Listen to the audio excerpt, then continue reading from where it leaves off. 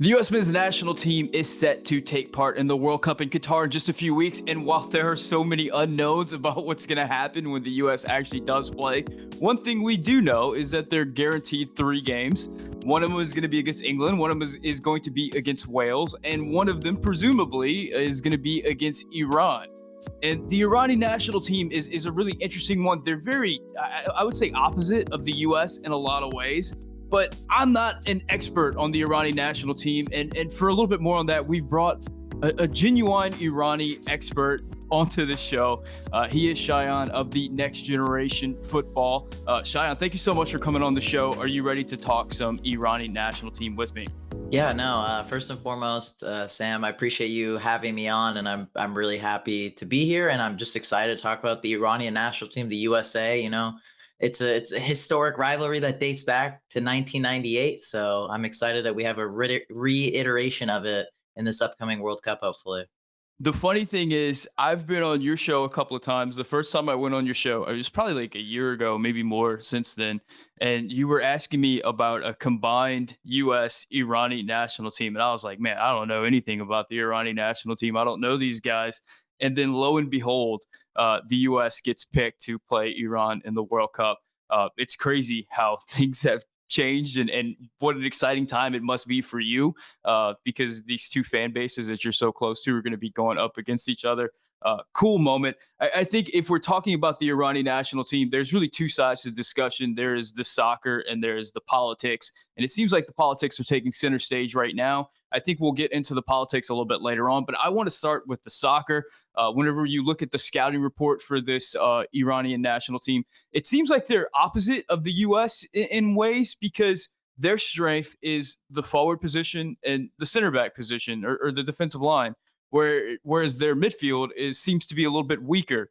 And for the U.S., that's kind of the exact opposite, where we have this great midfield and we struggle at that front line with the striker position and we struggle at the center backs. Is that fair to say? Is that a fair characterization of the Iranian national team?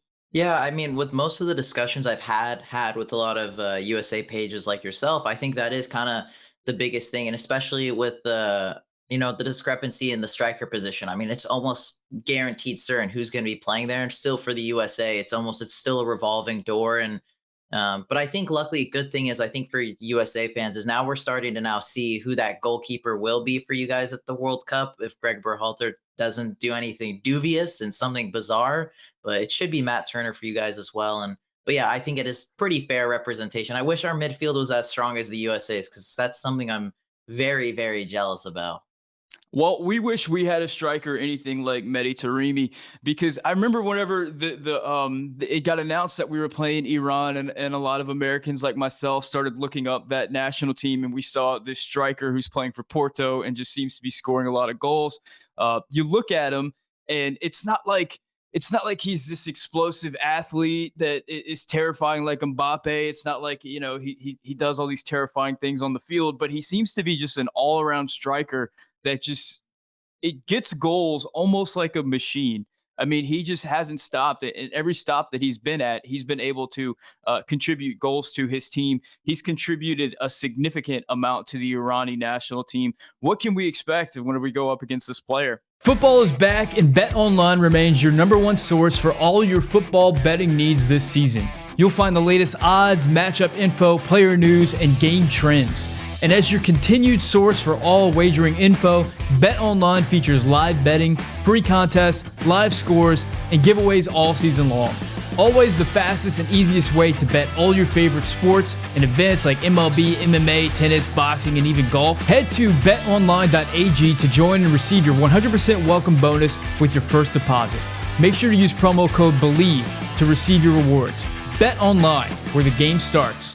I mean, I think recently I saw a clip with Eric Vinalda. He spoke about, and I think he actually spoke about it very well. I mean, the big things that USA fans are looking at is the likes of England focusing on Harry Kane, Raheem Sterling, et cetera, et cetera. I mean, that team has plethora of amazing players. And then you think of Wales, you think of Gareth Bale, but I think kind of the player that USA should be most worried about, and I think he's probably the best striker in this group right now based on form and how well he's doing in the Champions League and domestically in Portugal is Mehdi Taremi. And I think, he's kind of like it's not spoken about a lot, but he's like the Jamie Vardy story arc. You know, he's a late bloomer. He's 30 years old now. I mean, he started playing domestically in Iran. Then, as an Iranian, you have to do 2 years of military service. Obviously, he went and did that. Played in Qatar, I believe, for a little bit, and then made that jump to Portugal with Rio Ave. He was a good striker for them, and then Porto splashed around £5 million or 5 million euros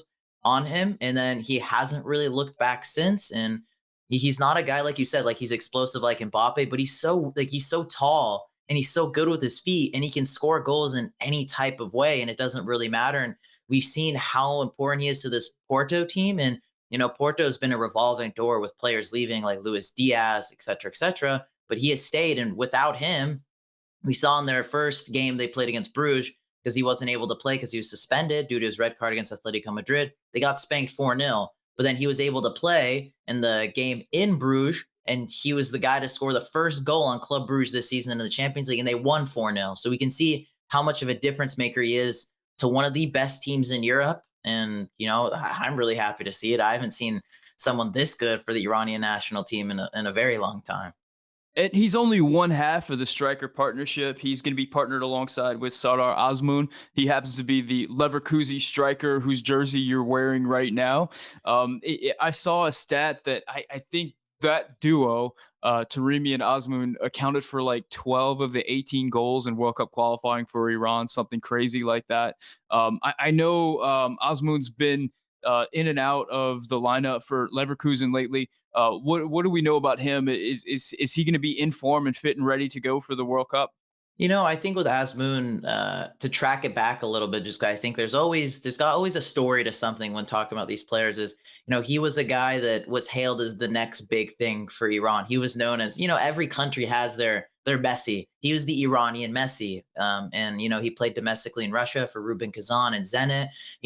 Wasn't necessarily like a lights out player for them. But whenever they played in Europe, both of those teams in Russia, he would score against the likes of Atletico Madrid, Chelsea, Juventus. So he always scored in those really big games. And that's why he got that move to Zenit, continued that with Zenit in the Champions League. And then finally recently got his big move to Europe with Bayer Leverkusen last season. And he had a really good he joined in January. So he had a really good stint during that second half of the season with Leverkusen. And the start of this season, I don't think it's his fault, but Leverkusen have just been bad. And sadly, he's been one of the players to blame, which I don't think is totally fair. And now he just recently picked up a calf injury. It's nothing super serious, I believe, but it's something minor. And, I wouldn't be too worried if Azmoun is 100% fit or not fit, because we recently saw in the recent friendlies now with Carlos Queiroz returning, which I'm almost certain we're going to talk about, but we saw him deploy a one striker formation in both those games, which was very successful in the recent matches. So even if he's not fit, I still believe in the other forwards that we have in this team. And I wouldn't be super worried about, but if he is fit, we might play that two striker position against the US, because I think the worst case scenario, he only misses the England game. And I trust Sardar Azmoun that he will be a guy that when he's on that pitch, he'll be ready to go. And I don't think he's going to be a guy that's going to be banging in the goals. I know in the last World Cup, that was kind of the biggest thing for him, because Mehdi Taremi wasn't the striker he is now. And, a lot of the goal scoring was put on his shoulders, which he didn't do. But I think the good thing is, I think with Azmoun, that this time around he can be more of a provider than having to be a goal scorer. And we see that a lot more with Leverkusen since the end of last season and a little bit in the beginning of this season when he was in form. But then obviously now they've done a coaching change, and I'll be interested to see if Xabi Alonso, once he's back fit, will have faith in him to start starting him in games, because Schick has been terrible this year as well. Well, those two players have accounted for the majority of Iran's goals. It's a little concerning for me, considering Canada is a team that the U.S. really struggled with throughout World Cup qualifying. And you look at their player setup, and they have some fantastic players in the attack, and largely kind of sit back and let those players go forward. Would you say that that's kind of a comparable way to the way that Iran played throughout World Cup qualifying, just kind of sitting back behind those two great strikers, or the one great striker if Azmoun's not able to go, and just kind of letting those guys do the work up top? Yeah, I think as someone that watched a lot, like pretty much all of USA's World Cup qualification, mostly all of CONCACAF World Cup qualifiers, I think Canada does have some similarities in how John Herdman sets up. I think now maybe with Carlos Queiroz, I think John Herdman has a lot more of those similarities. Obviously, things were a little bit different in World Cup qualification because we were under the Croatian manager Dragan Skocic, and granted, he had some highlight moments. He had some moments that we thought, okay, maybe there's potential with him. But at the end of the day, I think he was very heavily reliant on the forward line of Mehdi Taremi, Sardar Azmoun, and Ali Reza Jahanbakhsh. Those three were the only three pretty much scoring for Iran throughout all of World Cup qualification, the only ones providing assists for each other. And I think definitely if the opponents were a little bit more difficult under Dragan Skocic, I think things could have gone a little bit more nippier for Iran. And I think things now, though, under Carlos Queiroz, I think we can see a little bit of more of this team cohesion where the whole team is playing. But of course, all the limelight will be on those two guys, and we can expect them to hopefully be the guys to get goals and get assists at this World Cup. You mentioned the manager situation for Iran, and I know as an outsider looking in, following that, it's there's been a little bit of drama there. Can you kind of tell us what's been going on with the manager situation from Iran from World Cup qualifying to now? Yeah, so at the end of the 2019 Asian Cup, that was Carlos Queiroz's final stint with Iran. He bid his farewell, and I think goes down as the greatest coach in Iranian national team history. He was there, I believe, since 2012 until 2019. So he was with us through the 2014 and 2018 World Cup cycle. We started off this new World Cup cycle with former Belgian national team coach Mark Wilmot. Then there was a big falling out with him because Iran was doing very poorly in the first round of qualification, losing to the likes of Iraq and Bahrain. And we saw Iran looking outside in World Cup qualification just in the first round. And, after that falling out, we sack Mark Wilmot. We bring in Dragan Skocic. He rides the ship. Iran finished top of the first round of qualification. Pretty much no real hiccups from Dragan Skocic. Then in the final round of qualification, the only concerning part was there only two World Cup caliber-esque matches they had were against South Korea, which they weren't able to get a win in. The first game that was in Iran ended 1-1. Granted, Iran hit the woodwork multiple times in that game, so they could have easily probably won that game. But I think that was purely down to individual brilliance. Then we play the next game in Seoul in Korea. Both teams were already qualified, I believe, so the game didn't really matter. But Iran did play a bit more of a rotated lineup as they were missing 4 or 5 players in that game, but got kind of spanked in that match. So it was a little bit concerning. And then we kind of ignored it. We're like, okay, we qualified top in the end, not a big deal. Let's now see how we do in friendlies. Then obviously the Canada friendly gets canceled due to politics. I mean, that's kind of just the baggage with the Iranian national team. Politics always get mixed in with things with this team. And then, Dragan Skocic decides, hey, let's go to Doha. Let's do our preparation there. Makes no sense because no team is in Doha at this time except for the teams that were playing their final game of World Cup qualification that had that final one-off match. And, that's when the wheels started derailing. The players started losing confidence in him. They're like, this doesn't make sense. The preparation's been so bad. Then we play against Algeria in a friendly as our only friendly in that first window of, World Cup preparation. And we lose, not in really good fashion. And it wasn't even Algeria's strongest team. I'd say probably it was their B team.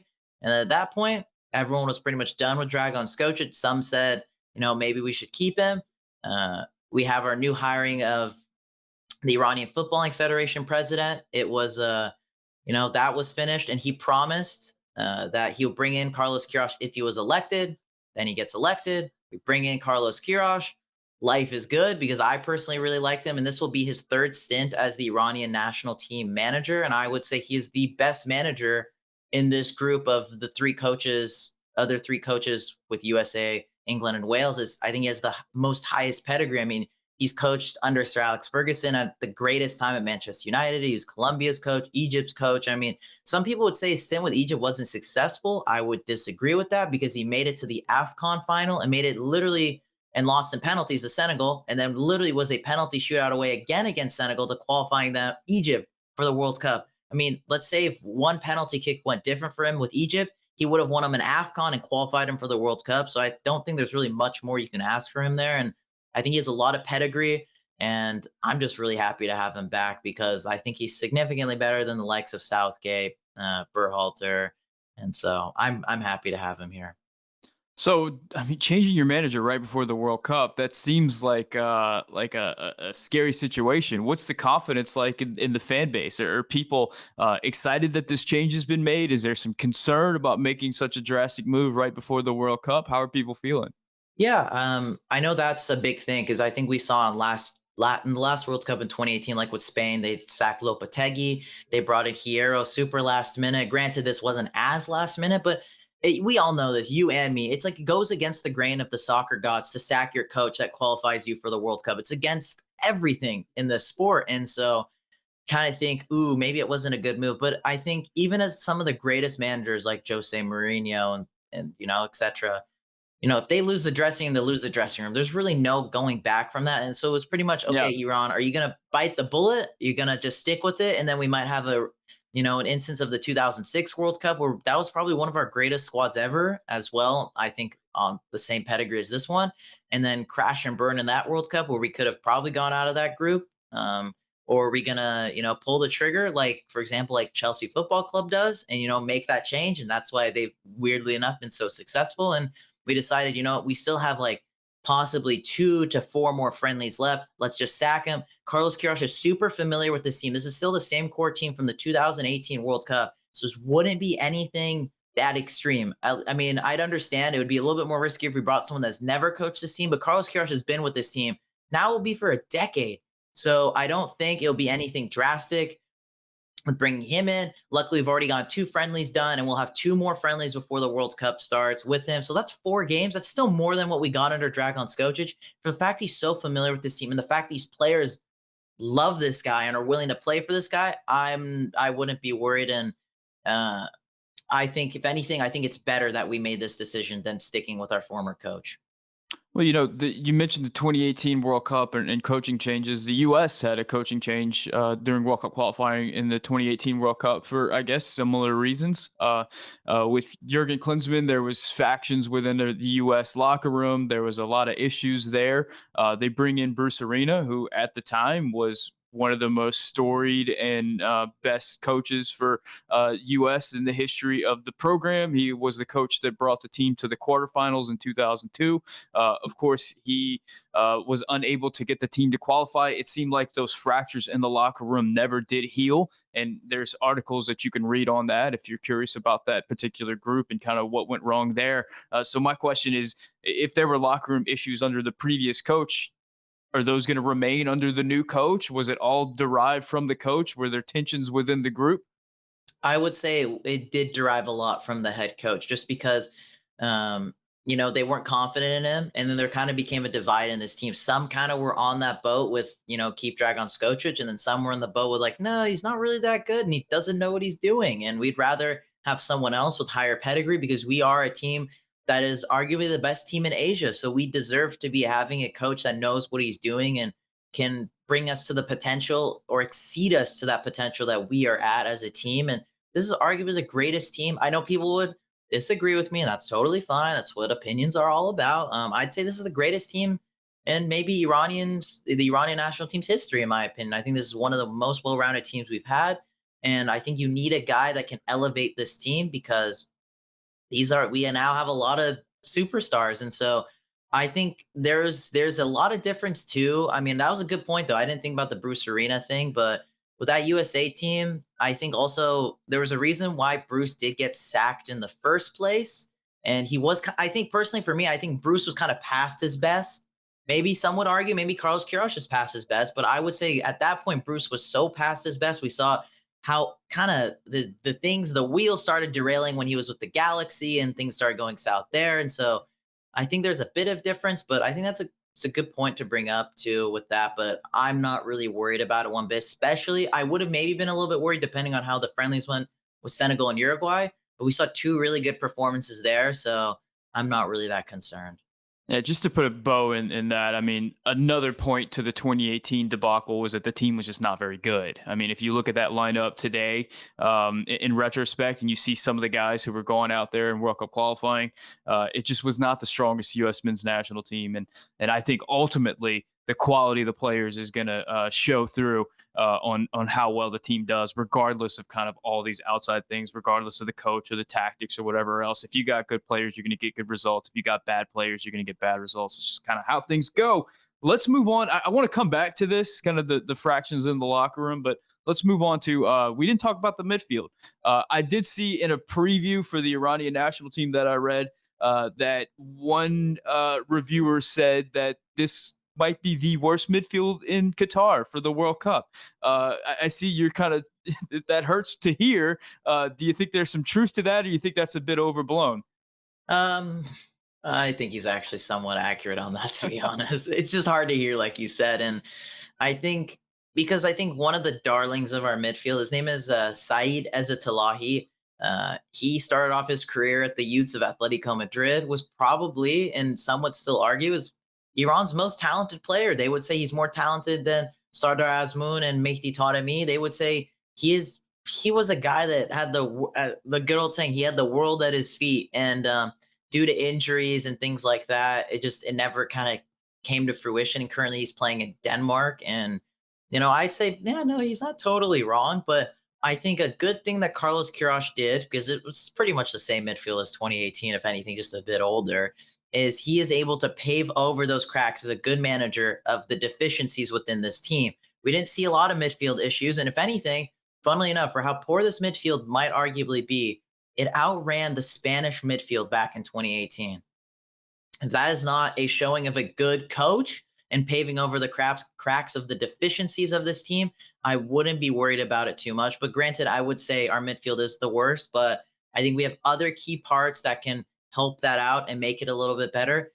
But then again, I will say another darling in that midfield is Brentford midfielder Saman Kodus. And, I know he's not getting regular minutes at Brentford, but I mean, he's still playing. I know this is the big discussion. He's not playing a lot, but with him not playing, he's not getting injured, but he's still training day in, day out with a top Premier League team. And for me, I don't really care if he doesn't play as long as he doesn't get hurt and he's training regularly with that team. And then I'd worry about after the World Cup. Before this World Cup, I think that's the biggest thing with all national teams. You want your players to be playing, like in regards to training with their teams constantly. Granted, it wouldn't be bad if they played a lot, but he's still getting minutes with Brentford.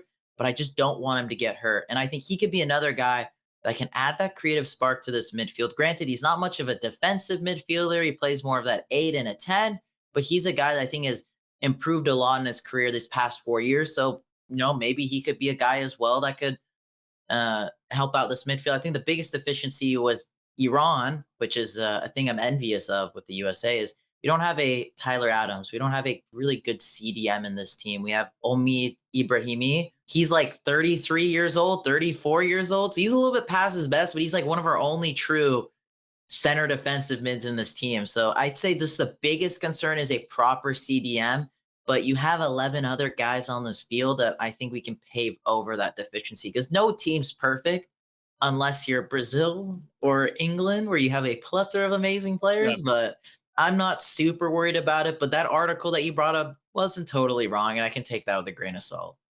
Yeah, it seems like if you're the midfield is going to dictate how and where your team plays, they're going to be able to control the field. So it seems like Iran's not going to be able to control the field all that well, but that kind of plays into Iran's hands because they've got these two great strikers up top who can create and score goals on their own. And the other strength of the team, I think, is going to be the back line. Center back Hussein Kanaani is a player to watch. Can you tell me a little bit about him and why Iranian fans are so excited about his game?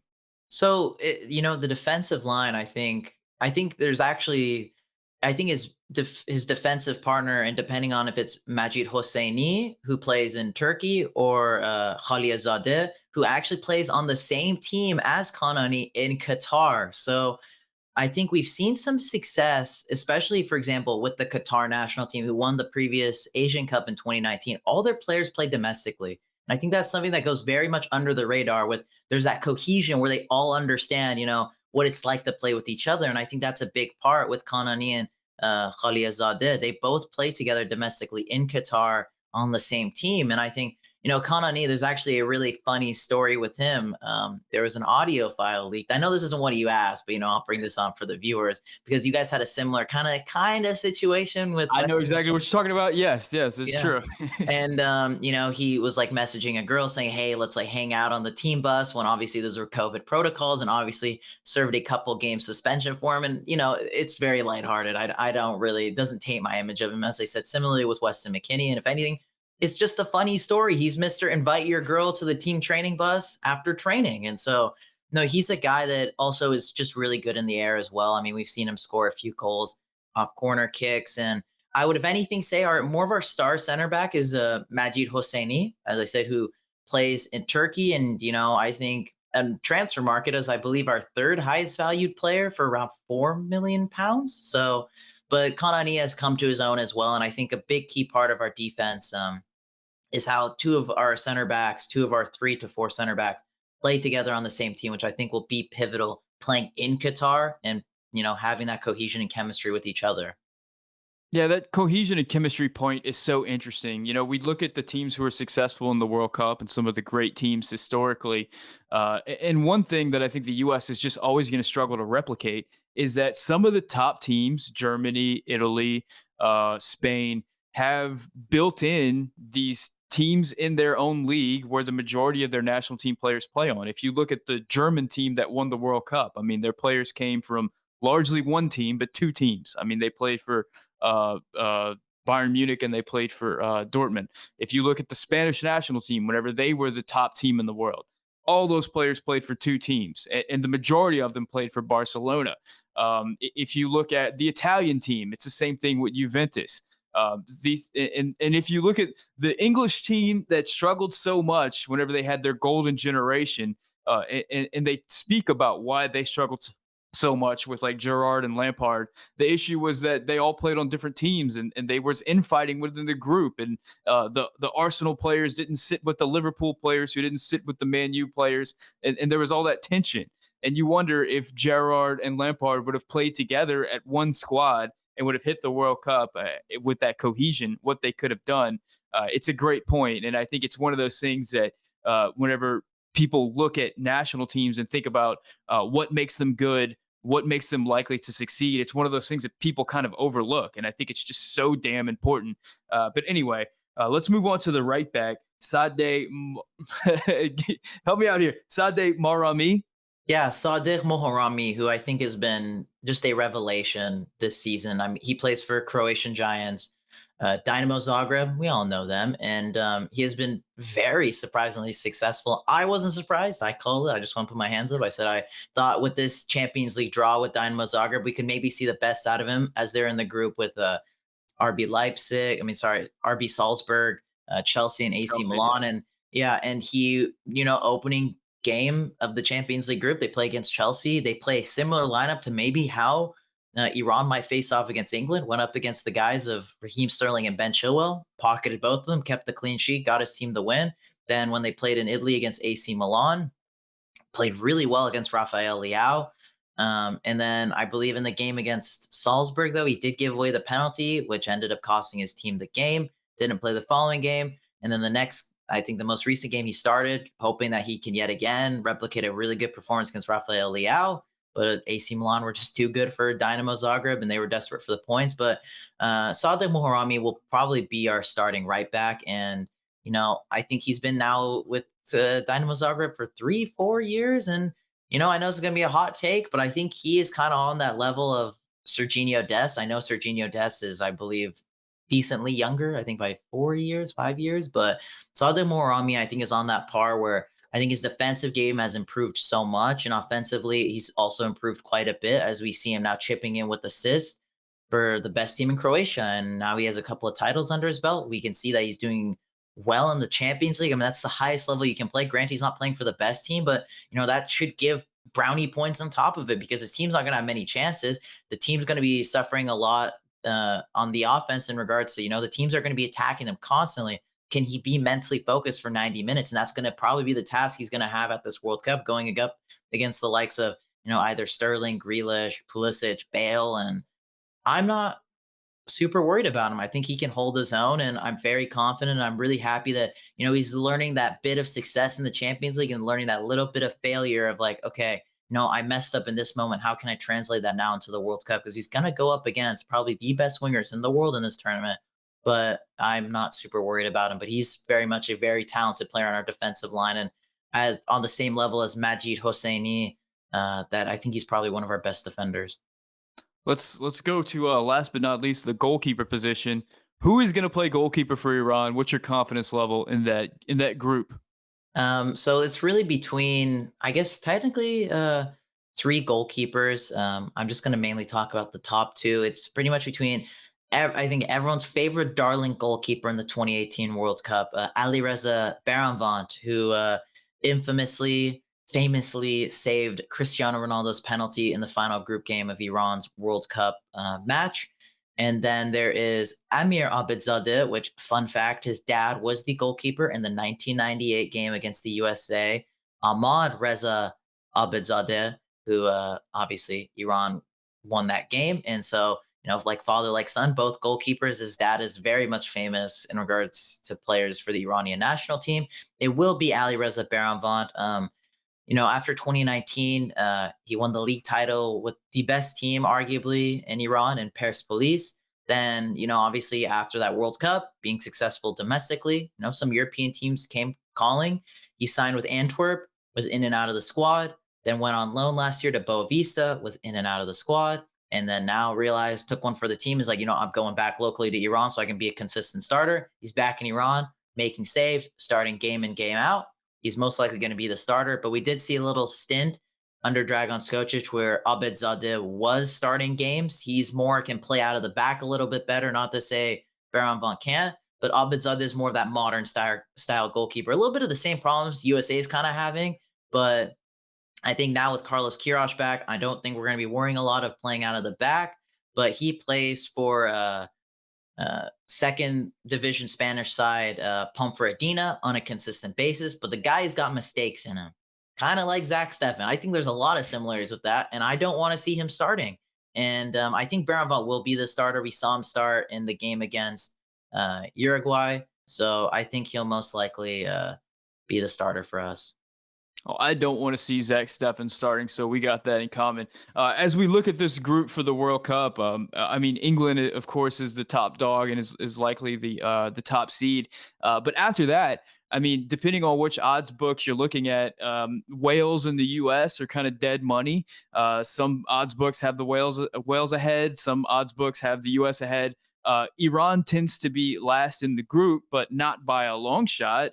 It seems to be an absolute winnable group, regardless of which side you're supporting. What are Iranians thinking about this group? Do they feel like they are going to get to the second round? Are they? What do they feel about England? What do they feel about Wales? What do they feel about the U.S.? I I want to say I'm a little bit different from the main people from Iran. I think the main consensus, though, from all Iranians is this is it. We've seen now Iran qualify for three straight World Cups, and they have never made the round of 16 in all their qualifications to any World Cup. And I think this is it. I think this is one, as I've mentioned early on in today's video, this is probably one of the best teams for the national team's history.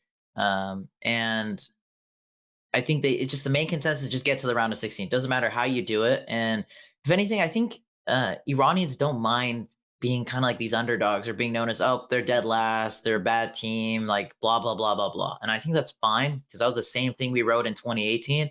And literally we're one kick away from topping a group that consisted of Portugal, Spain, and Morocco. And you mentioned this that England are shoo-ins possibly and should be the shoo-ins to finish top in this group. I'd actually largely disagree with that. I think it's anyone's game to finish top of this group. It could truly be Wales, it could be the US, it could be Iran, and England could easily finish dead last based off of the form that they're in. Granted, they are playing really good teams, and they have that quality to flip that switch when the tournament starts. But we've also seen them be unsuccessful in tournaments and not be good in World Cup groups. Cough, cough, the 2010 World Cup group, which the USA and England were in, and USA topped that group. And so I think for me, I think yes, Iran should and can make it out to this round of 16. And if anything, I think are a better team than Wales and the USA right now. And I know I'm fine with us being written off as that team that's not spoken about, not part of the main conversation. And I think are very much written off when it comes to to the English national team and to the U.S. national team. Obviously, there's always people that will mention, "Oh, we played them in '98," but we're not a big like Iran shouldn't be a big worry for us. When this team has qualified for 3 straight World Cups, this is the same core team as from 2018. We're playing in Qatar. This is as close of a home World Cup as Iran will ever get, and have a coach that has more pedigree than by far than Greg Berhalter. And so, if anything, I think Iran should be more of the favorites, but will obviously be written off as they are Iran. And I think I am personally very confident that Iran can easily top this group, finish second in this group, but can easily finish last in this group. But I would put my money on Iran getting out of this group in one way or another. So that would be my take anyway. And I think the main consensus from all Iranians is they just need to get out of this group. They need to finally make the round of 16. And yeah, I'd say something around there. Well, unfortunately, the story about Iran lately has not been the soccer. It has been the politics. There is a lot going on in that country. There seems to be civil unrest. There seems to be issues between the people and the government. And that seems to be bleeding over into soccer. There's been calls from different groups for Iran to be removed from the World Cup. I would say that that's not very likely to happen. That seems like that would be a wild and unprecedented move from FIFA to do that. So I'm fully expecting Iran to be in the national team. But tell me a little bit about the political drama that's going on in that country and how it's affecting this World Cup team and their World Cup bid. I mean, I'm not much of a political guru. I only know so much, and it's Yeah, not I something understand. I understand. yeah, and to my point of view, I think right now Iran are on a cusp of a moment of maybe change in that country, which it's very much needed. I mean, as my whole family is Iranian, and I want to see this country prosper and break out of all these bad 40 some years they've been having under this regime. And I would personally say that, all the players have been in support of what's been going on with Iran. They've all voiced their opinions that this team doesn't play for the government. I think that's the biggest thing a lot of people aren't taking away in regards to the written articles and whatnot. I think most of us here understand that these players don't play for the government. They play for the people of Iran. And I feel like it'd be so important for this national team to play at this World Cup because this will help be able to shed more of a light with what's going on with Iran than if they got kicked out. And if anything, if they get kicked out, that benefits the Islamic Republic and the government as they won't have to fund this team to go to the World Cup. They won't have to pay for their new kits and things like that. And, as an Iranian, every World Cup, there's always politics revolving around the Iranian national team. We saw in the last World Cup, Nike boycotted them. So a lot of the players that were sponsored by Nike weren't able to wear their boots. Iran never got a sponsor for a World Cup jersey. They built their own World Cup kits. So they bought a blank template Adidas kit and made their jersey. So that is why you can never purchase an Iranian national team kit on any like footballing site, or you see them in your local soccer store. And, I think right now, I really hope that people see it as these players are players playing for the people, as they've all worn black wristbands, in support of what's going on. When they've scored goals, they don't really celebrate, and same domestically in the Persian Gulf League, they don't celebrate. No one has celebrated any of the goals, to my knowledge, when they have scored, as all the games have been played behind closed doors. So there is no people voicing their opinions, and protests and things like that at the games. And if anything, I feel like if Iran was able to play at this World Cup, these players will be able to, shed more of a light. More eyes will be on this topic, and I think this would, if anything, benefit the people of Iran, because there's no difference between an American and an Iranian, as they're all just people. And I know there's always this tainted image that Iran hate the U.S. and things like that. Someone that was born in the U.S. and grew up in the U.S., but also has family in Iran and has been to Iran many times, and has been able to live in that culture. Iranians love Americans as much as anyone else would, and I hope that nothing. As you said, I don't think anything will happen as well. But I just think the key takeaway is these players play for the people. They don't play for the government. And, I think it'd be important because these players have worked so hard for 4 years to play in this World Cup. And I think it'd be important for them to play in this, and also for the fans. Don't take away a moment, that fans wait every 4 years for, because as even if there's bad things going on within that country, football can be a joyous moment to break down political barriers and to make people happy. Weirdly enough, men kicking a ball for 90 minutes can make people happy. So that would just be my takeaway on this. Yeah, that seems to be the discussion is who would you be punishing if you took this World Cup away from Iran? Would you be punishing the people, or would you be punishing the government? It seems like the government is not super interested in soccer and sports for that matter, considering some of the events that have taken place already. So it does seem like it would be absolutely punishing the people, and that's something that's really disappointing. And as you said, I mean, so many times throughout history, we've seen the World Cup serve as like a wonderful, liberating tournament where the people really get to express themselves, despite of maybe an oppressive regime or whatever else is going on in that country.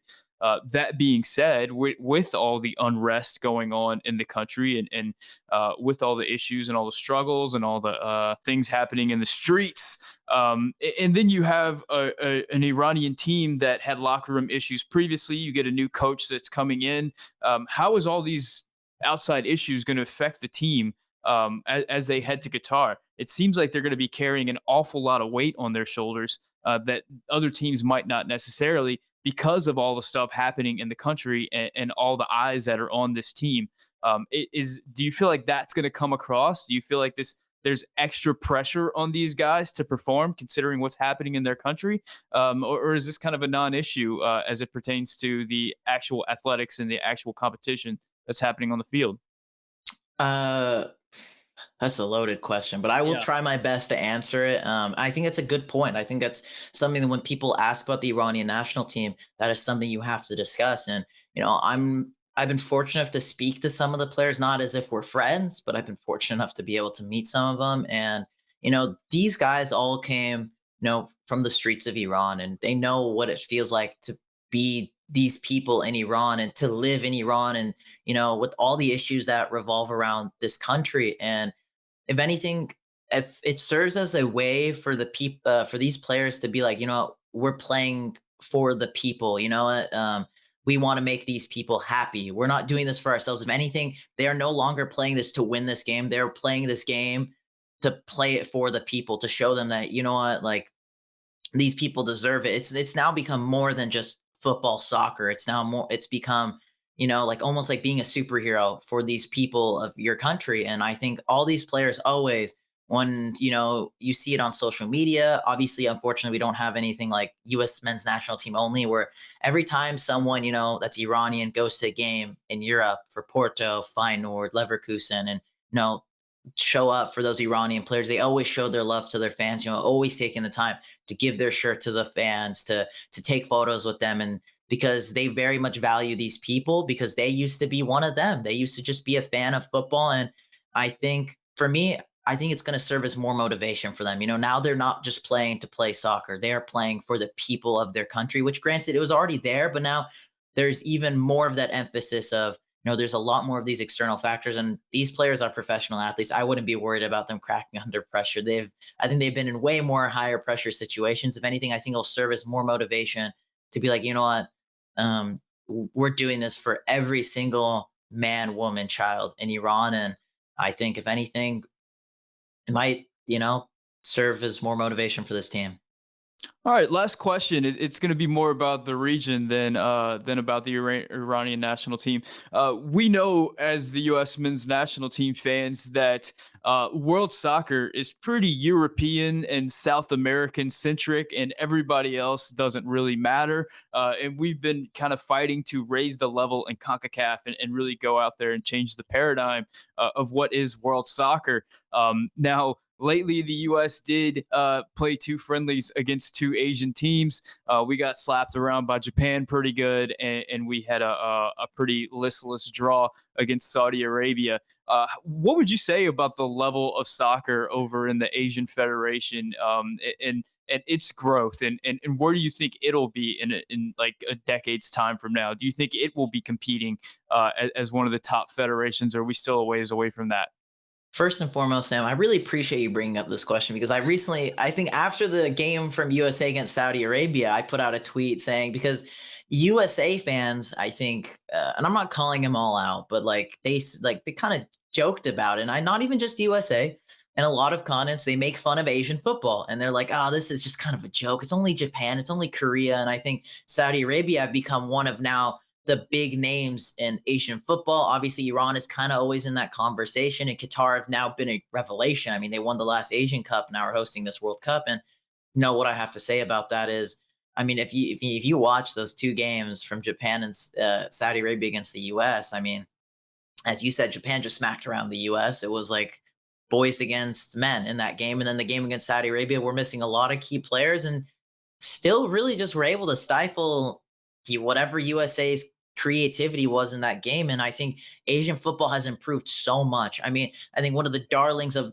Asian football is Son for Tottenham. And I think Mehdi Taremi is also now becoming one of the names as one of the darlings of Asian football as well. And I think at this very moment, we're going to be completely honest. I think Asian football is better than CONCACAF. Was it better than South America, better than Europe? Maybe not, but depending on the country and depending on the day, I think we've seen Iran go toe to toe with the best countries in Asia. We've seen the same thing from South Korea. We've seen the same thing from Japan in regards to Europe. I would say maybe it's closer to European soccer than it is to South American soccer. I don't know. For me, I think South American football is just on a whole different level, in my opinion. And we don't really have much of a sample size in regards to Asian nations against South American nations. But when we have seen it, I think there's a big discrepancy. But I think, Asian football is kind of getting on that level where, if they face off in a one off game against a European team, we've seen them multiple times be able to pull out with good results. I mean, for example, 2018 Japan against Belgium. I mean, they went toe to toe against them, were nearly able to get a win. South Korea beat Japan in 2018. Iran went toe to toe against Portugal and Spain. And so, I mean, the list goes on. And so, I'm not an Asian football expert, but I think we're starting to see a little bit more of that progression. I think maybe at some point, though, granted, I think with Canada's rise and with USA's rise, I think a little bit Mexico's a little bit on that downward trend. I think we could see those two nations because they're really starting to build a system now within the sport. I think we could see them get to that level of Asian football. And but I think with the darlings of like Sun and Taremi, showing that Asian football players can play at the highest level and score big goals for some of the biggest teams and in the Champions League, will inspire more people to be just like them. So I think it's on an upward trend. I don't know if I can give like an estimate of how many years it will be. So I'll leave that up to the people in the comments. They can be the voice for me on that one. Shauyan, thank you so much, man. I mean, your knowledge of Iranian football and Asian football is pretty impressive, man. Just listening to you go through all those results from previous World Cups. Can you let everybody know where they can find you, where they can find your content? Yeah. Sam, first and foremost, again, I want to say thank you so much for having me on, and I appreciate the kind words. It really means a lot. But boys and girls, if you just want to find me, I think Sam will most likely leave a link or some sort of way you can click it. Just literally go to my YouTube channel, Next Generation Football. I talk about MLS, one of my favorite leagues. It is my favorite league actually in the whole wide world. CONCACAF and the Iranian national team. So if you guys are ever interested in that type of content, go check me out. I will be at this World Cup, so expect match vlogs, certain match previews. If you want to see my coverage of the World Cup, make sure just go subscribe to me, Next Generation Football on YouTube. Simple as that. And of course, if you're a Seattle Sounders fan, you got to follow you too. I mean, one of the coolest moments was that video of you and I'm forgetting the head coach of Seattle, but he came up to you and he recognized you and he was talking to you about one of your takes. Yeah, that's Seattle. true too. I guess as well, if you're interested, if you're a big Sounders fan, you can check out it's basically just like Arsenal Fan TV, Rave Green TV, all things Seattle Sounders. Yeah, we've had a lot of great moments with players, with the head coach, and yeah, that's something to tack on as well if you want to check that out. But my main channel, Next Generation Football. But if you like the Sounders, you might have some hardcore Sounders fans, to be fair. You can also check me out on Rave Green TV. Right now, we're on a little bit of a, it's right now on the side because, it's off season. They're not in the playoffs for the first time ever. So there's not really any content there for you all. But yeah, that's a good call. It's a good call by Sam. I appreciate that. So yeah. Guys, thank you so much for watching. If you enjoyed this video, if you got something out of it, hit that subscribe button, hit the like button. You can also become a member. Shout out to all the tier 2 members. For Shauyan, my name is Sam. This is the Yank Report brought to you by Bet Online.